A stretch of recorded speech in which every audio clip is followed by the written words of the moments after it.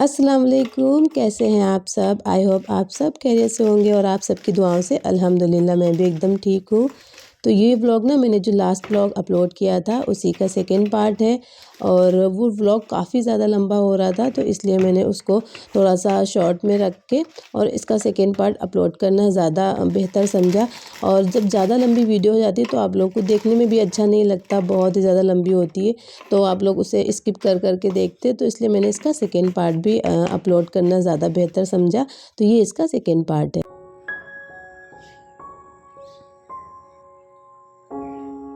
अच्छा जी, अब आ जाते हैं व्लॉग की तरफ। तो मैं यहाँ पर गाजरों को छील लूँगी। मैंने इनको धोकर अच्छे से ड्राई कर लिया था। उसके बाद में अब मैं इन्हें छील कर और इनके पीसेस कट कर लूँगी।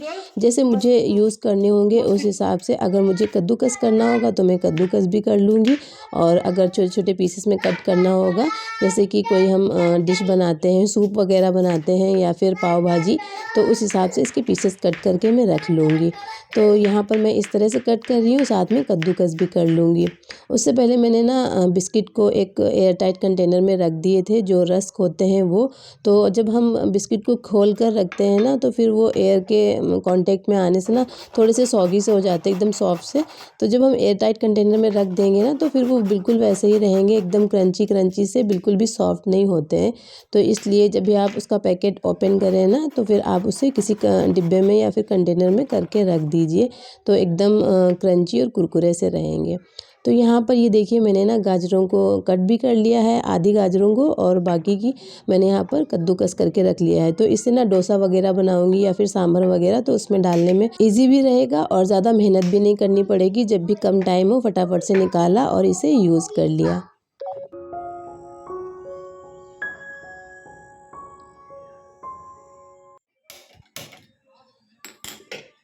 तो अब आ जाते हैं आगे की प्रोसेस की तरफ। जो हमने चने वगैरह सोख करके रखे थे, राजमा, तो उन सारी चीज़ों को ना वॉश कर लेंगे एक बार और अच्छे से। फिर उसके बाद में हम इसे बॉईल कर लेंगे। तो बॉईल करने के लिए मैंने ना यहाँ पर सिर्फ़ और सिर्फ पानी का यूज़ किया है, और अगर आपको नमक का ऐड करना है तो आप नमक भी ऐड कर दीजिए। मैंने यहाँ पर नमक भी ऐड कर दिया है, और इतना पानी रखिएगा कि राजमा ना अच्छे से बॉयल हो जाएँ, ज़्यादा पानी की ज़रूरत नहीं है। और इसको ना आप बॉईल कर लीजिएगा 3 से 4 सीटी आने तक, और ये बहुत ही ईज़िली गल जाएंगे। तो अब मैं दूसरी तरफ प्रेशर कुकर में रख दूँगी ये छोले। तो छोले बहुत ही अच्छे से भीग चुके हैं, इनको गलने में बिल्कुल भी टाइम नहीं लगेगा, और इस पे मैं कोई भी बेकिंग सोडा वगैरह नहीं डालूँगी और ये ईज़िली गल जाएंगे। तो यहाँ पर मैंने छोलों को अच्छे से वॉश कर लिया था। उसके बाद में मैं इसमें कुकर में ऐड कर दूँगी, साथ में थोड़ा-सा पानी भी ऐड कर दूँगी और 2 तेज़ पत्ते डाल दूँगी। आप चाहें तो इसमें दालचीनी वगैरह भी डाल सकते हैं, जो बड़ी इलायची होती है वो, लेकिन मैं सिर्फ तेज़पत्ते और नमक डालकर इसको बॉईल कर लूँगी। तो यहाँ पर एक प्रेशर कुकर में जो मैंने राजमा चढ़ाया था, तो वो अच्छे से बॉईल हो चुका है। ये देखिए, बहुत ही अच्छे से गल गया था, क्योंकि ये बहुत अच्छे से भीगे हुए थे ना, इसलिए इसमें कुछ भी डालने की ज़रूरत नहीं पड़ी और ये गल गए बहुत ही ईज़िली। और अगर आप बिना भिगाए राजमा को बॉईल करते हैं ना, तो फिर आपको बहुत टाइम लगेगा, या फिर आप उसमें सोडा वगैरह डालिए तो ही गलेगा, वरना वो गलने में बहुत टाइम लेता है। तो यहाँ पर मैंने इसको ठंडा होने के लिए रख दिया है, साथ में थोड़ा-सा पानी भी ऐड कर दिया है, क्योंकि इसके पानी से ना बहुत ही अच्छा टेस्ट आता है, इसलिए। तो मैं पूरा नहीं ऐड करूँगी, थोड़ा-सा पानी डाल दूँगी, बाकी मैं डिस्कार्ड कर दूँगी। अब बारी आती है यहाँ पर ये काले चने की। तो इन्हें भी मैंने 1 से 2 बार वॉश कर लिया, और उसके बाद में उसी सेम प्रेशर कुकर में मैंने ये जो चने हैं इनको बॉईल करने के लिए रख दिया था। और मैं यहाँ पर ना थोड़े से चने निकाल लूँगी, इसके स्प्राउट्स बनाऊँगी, और इन चनों में मैं नमक थोड़ा-सा ऐड कर दूँगी। ज़्यादा नहीं ऐड करना है, थोड़ा-सा ऐड करना है, क्योंकि जब हम चने की चाट वगैरह बनाएंगे ना, तो उसमें भी चाट मसाला वगैरह जाता है, तो फिर नमक ज़्यादा हो जाएगा। तो यहाँ पर इसको मैं 2 से 3 सीटी आने के लिए रखूँगी, और जब ये पक जाएगा ना, तो फिर गैस की फ्लेम को बंद कर दूँगी। अब यहाँ पर स्प्राउट बनाने के लिए ना बहुत ही आसान तरीका है। आप इस तरह का कोई कॉटन का कपड़ा लीजिए, उसमें ये जो भीगे हुए चने हैं ये डाल दीजिए, और इसको अच्छे से कवर कर दीजिए चारों तरफ से। फिर उसके बाद में इसको ढक कर आप कहीं पे भी रख दीजिए, मतलब फ्रिज में नहीं रखना है, किचन में आप कहीं पर भी रख दीजिए। 1 से 2 दिन में इसमें बहुत ही अच्छे से स्प्राउट्स निकल आएंगे।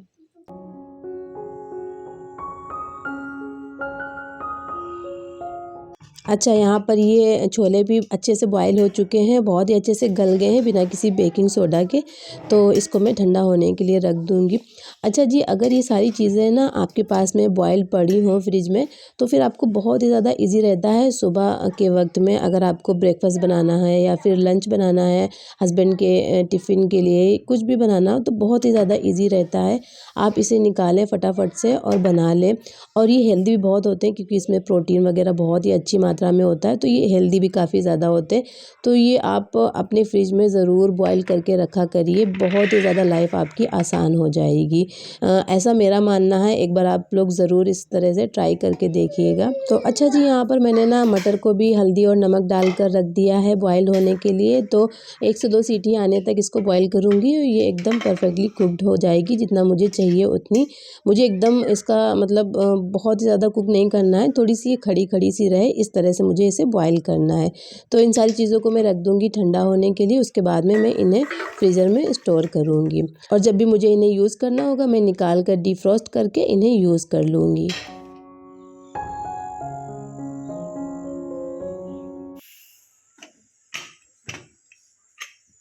अच्छा जी, लास्ट व्लॉग में ना मुझे किसी ने कमेंट किया कि मेरे यहाँ तो एकदम फ्रेश खाना बनता है, मैं डेली फ्रेश खाना बनाती हूँ। तो अगर आप फ्रेश बना सकते हैं तो बहुत अच्छी बात है क्योंकि फ्रेश खाने में ज़्यादा न्यूट्रिशन होते हैं, ज़्यादा हेल्दी होता है। लेकिन ये भी कम हेल्दी नहीं होता है क्योंकि जब इसे हम फ्रीज़ करते हैं ना तो इसकी न्यूट्रिशन वैल्यू जो होती है वो वहीं पर फ्रीज़ हो जाती है। तो ये भी एकदम हेल्दी है, सेफ़ है और इसमें कोई भी ख़राबी नहीं है अगर आप इसे स्टोर करके रखते हैं तो। और ये ऑप्शन ना उन लोगों के लिए है मतलब मदर्स के लिए या फिर जो हाउसवाइफ़ हैं जो बहुत ही ज़्यादा बिज़ी रहती हैं, अकेले रहती हैं, कोई हेल्पर नहीं, कोई मेड नहीं है उनके साथ में, जो जॉब करती हैं, वर्किंग मॉम हैं, उस तरह की जो लेडीज़ हैं ना उनके लिए बहुत ही ज़्यादा हेल्पफुल रहती हैं ये चीज़ें। वो हर वक़्त किचन में खड़े होके तो खाना बना नहीं सकती हैं, तो वो इस तरह से अगर कुछ चीज़ें स्टोर कर लेंगी, थोड़ा-सा मील प्लानिंग कर लेंगी, मील प्रिपरेशन करके फ्रीज़र में स्टोर कर लेंगी तो उनको ना बहुत ही ज़्यादा कन्वीनिएंट रहता है और वो जब भी सुबह ऑफ़िस के निकलती हैं तो फटाफट से निकाला, लंच बना लिया, या ऑफ़िस से वापस आने के बाद में डिनर बना लिया। जब सारी चीज़ें तैयार रहती हैं तो फिर उनको ना बहुत ही ज़्यादा ईज़ी हो जाता है, उनकी लाइफ़ थोड़ी-सी आसान हो जाती है, वरना उनको तो क्या है पूरा दिन खड़े होकर किचन में काम करना, फिर जॉब करना, ये सारी चीज़ें होती हैं तो फिर थोड़ा-सा ना थक जाता है इंसान। तो अगर आपके पास में ऑप्शन है तो ठीक है, नहीं है तो फिर आप इस तरह से स्टोर कर सकते हैं खाने को, कोई भी इसमें खराबी नहीं है।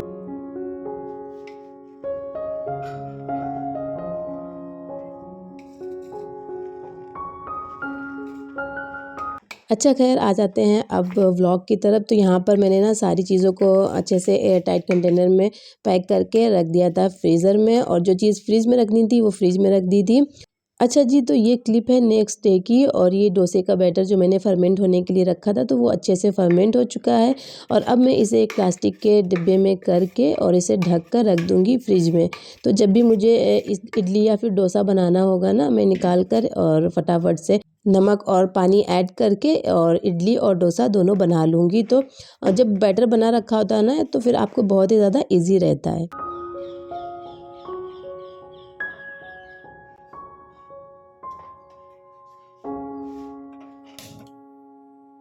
सर्दियों के टाइम में ना शकरकंद बहुत आती है मार्केट में और शकरकंद मुझे बहुत पसंद है। वैसे तो मुझे भुनी हुई शकरकंद पसंद है, लेकिन यहाँ शहरों में उतना वो नहीं होता है ऑप्शन कि हम शकरकंद को भूनें किसी चीज़ पे।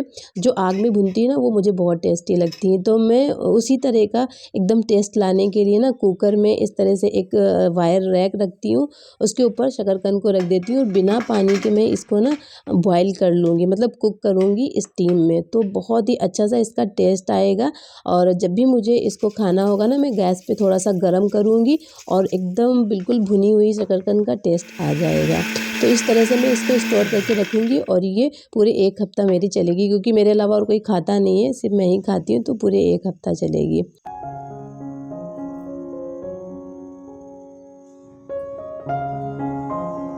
अच्छा, मैंने कुछ दिन पहले एक व्लॉग अपलोड किया था, उसमें मैंने चाय पत्ती में ये थोड़ी-सी इलायची को क्रश करके मिक्स किया था, तो बहुत सारे लोगों ने मुझसे पूछा था कि आपने उस चाय पत्ती में क्या मिलाया था? तो मैं इलायची को मिला लेती हूँ। अगर एकदम प्लेन वाली ये चाय पत्ती होती है तो उसमें थोड़ा-सा मैं इलायची को इस तरह से क्रश कर लेती हूँ ग्राइंडिंग जार में डालकर, फिर उसको मिक्स करके और डिब्बे में भर के रख देती हूँ। तो मुझे बार-बार इलायची को कूट कर चाय में डालने की ज़रूरत नहीं पड़ती है और जब चाय पत्ती में मिक्स रहती है तो मैं फटाफट से डाल देती हूँ, चाय हमारी बढ़िया एकदम इलायची वाली तैयार हो जाती है। और वरना आप इलायची निकालें, कूटें, फिर डालें तो बहुत लंबा प्रोसेस हो जाता है।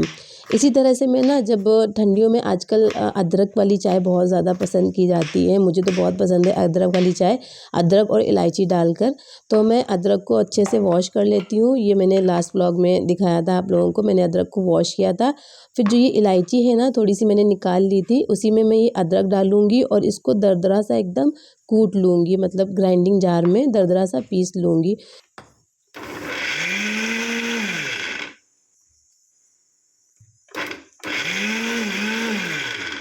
बिल्कुल बारीक सा आपको पेस्ट नहीं बनाना है, थोड़ा-सा मोटा-मोटा सा रहना चाहिए, जैसे कि हम कूटते हैं ना अदरक चाय में डालने के लिए, उस तरह से। अब मैं इसको ना आइस ट्रे में डालकर और इसे सेट करने के लिए रख दूँगी फ्रिज में, फिर मुझे जब भी चाय बनानी होगी मैं 1 क्यूब निकाल कर डाल दूँगी। तो मैं यहाँ पर क्वांटिटी अपने चाय के हिसाब से ले रही हूँ, जितनी मेरे घर में चाय बनती है उस हिसाब से। आपके घर में जितनी बनती हो आप उस हिसाब से लेकर और इसे आइस ट्रे में डालकर आइस क्यूब बना दीजिएगा। फिर जब भी आपको ज़रूरत हो आप निकाल कर चाय में डालें और आपकी अदरक और इलायची वाली चाय बनकर तैयार हो जाएगी। तो यहाँ पर ये देखिए बिना पानी के कितने अच्छे से जो ये शकरकंद है बॉइल्ड हो गई है और जब ये ठंडी हो जाएगी तो फिर मैं इसे कंटेनर में रख कर और ढक कर फ्रिज में रख दूँगी। तो जब भी मुझे खाना होगा ना मैं निकाल कर या तो फिर जो अंगीठी होती है उसके ऊपर रख दूँगी तो अच्छे से ये भुन जाएगी, या फिर मैं गैस की फ्लेम पर हल्की सी फ्लेम पर रखूँगी तो बिल्कुल वो भुनी हुई शकरकंद का बिल्कुल टेस्ट आ जाएगा, जो स्मोकी सा होता है वो वाला। आप लोग अगर गाँव या देहात से बिलॉन्ग करते होंगे तो आप लोग समझ सकते हैं चीज़ की भुनी हुई शकरकंद कितनी ज़्यादा पसंद होती है। अब आ जाती है बारी अदरक लहसुन की पेस्ट की। तो मैंने बताया था कि थोड़ा-सा बना हुआ रखा था, मुझे ज़्यादा ज़रूरत नहीं थी, मैं थोड़ा-सा और बनाऊँगी तो मैंने अदरक लहसुन और हरी मिर्च का पेस्ट यहाँ पर बना लिया था। इसमें कोई भी मैंने पानी वगैरह नहीं ऐड किया है, सिर्फ मैं यहाँ पर इसमें जो वेजिटेबल ऑयल होता है ना वो ऐड किया था और इसको एकदम बारीक सा पीस लिया। अब इसे ना इस कंटेनर में रख दूँगी और फ्रिज में रख दूँगी तो ये 1-2 हफ्ते आराम से चलेगा। तो यहाँ पर ये कुछ चीज़ें और हैं जो कि स्टोर हो चुकी हैं और ये देखिए मेरा फ्रीज़र ऑलमोस्ट भर चुका है, फ्रिज भी भर चुका है, थोड़ा बहुत और है वो भी भर जाएगा। तो मेरी इस तरह से पूरे वीक के लिए फ्रिज में चीज़ें स्टोर हो जाती हैं। तो अब मेरी सारी मील प्रेप हो चुकी है, मुझे बहुत तेज़ भूख लग रही थी शाम में, तो मुझे बनाना था मसाला डोसा। तो मैंने फटाफट से आलू बॉयल रखे हुए थे, उसका मसाला बना लिया आलू का और डोसे का बैटर भी रखा था तो मैंने यहाँ पर डोसा बना लिया। तो देखिए कितना ज़्यादा कन्वीनियंट रहता है, कितना ज़्यादा ईज़ी रहता है कि मैंने सारी चीज़ें पहले से ही तैयार करके रखी थी, तो मुझे बिल्कुल भी टाइम नहीं लगा, वरना डोसा बनाने में 2 दिन लगते हैं कम से कम। 1 दिन पहले सारी चीज़ों को भिगाओ, फिर उसको पीस कर फर्मेंट होने के लिए रखो, तो बहुत टाइम लगता है। तो यहाँ पर ये फटाफट से निकाला मैंने और मेरा मसाला डोसा बनकर तैयार हो गया।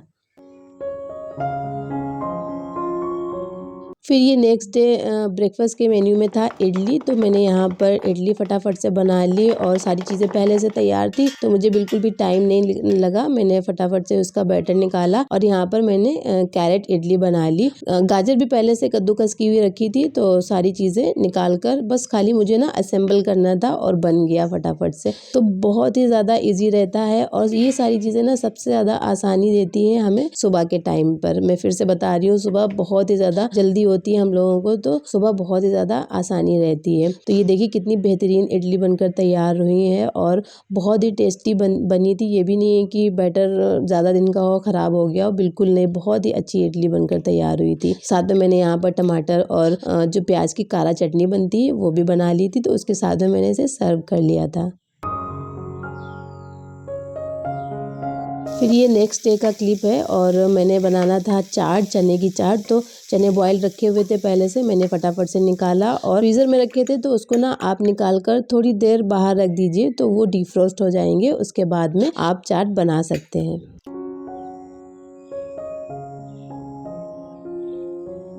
अब आती है साग की बारी। तो ये देखिए साग मैंने बनाया था, जो रखा था उसमें मैंने मक्के का आटा नहीं ऐड किया था, क्योंकि मुझे लगा कि शायद मक्के का आटा ऐड करेंगे तो हो सकता है फूल जाए या थोड़ा सा टेस्ट वैसा आ जाए।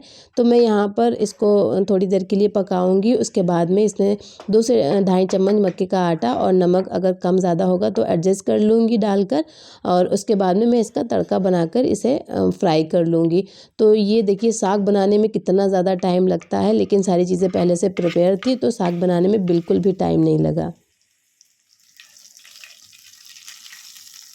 और साग का तड़का बनाने के लिए मैंने ना देसी घी ऐड किया था, और उसमें कटे हुए लहसुन को और थोड़ा सा जो हींग होती है ना वो डाल दी थी, और सूखा लाल मिर्च, और इसको अच्छे से रोस्ट कर लिया। उसके बाद में कटा हुआ प्याज डाला और उसको भी गोल्डन ब्राउन होने तक कुक किया, और फिर ये जो साग था ये डालकर अच्छे से इसको 6 से 7 मिनट के लिए कुक कर लिया।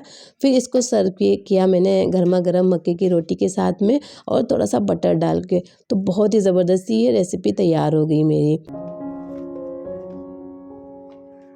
तो अच्छा जी, अब मुझे दीजिए इजाज़त। अगर आपको मेरा ये व्लॉग पसंद आया हो और आपको मेरी ये मील प्रेप ज़रा सी भी अच्छी लगी हो या फिर आपके हेल्पफुल हो तो इस व्लॉग को लाइक करिएगा। चैनल पर अगर नए हैं तो चैनल को सब्सक्राइब करिएगा। मिलूँगी मैं आपसे एक नई वीडियो के साथ में। तब तक के लिए अपना ढेर सारा ख़्याल रखिए, दुआ में मुझे याद रखिए। अल्लाह हाफ़िज़।